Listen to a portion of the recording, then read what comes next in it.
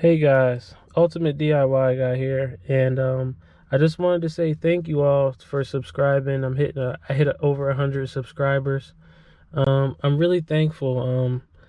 Thank you for the support. I don't know what to say. I'm gonna keep trying to get better and better with these videos.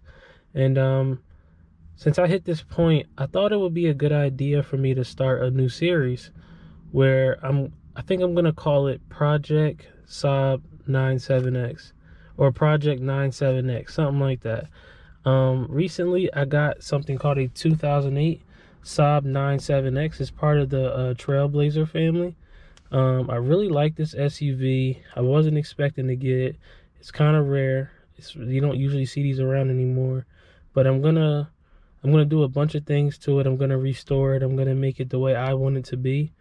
And I'll include videos during this journey so that, and since it's my car, I can be more detailed, and hopefully the stuff that I show you that I can do on this truck, you can do on your vehicle as well. So once again, thank you for subscribing, and tune into the new series. Thanks.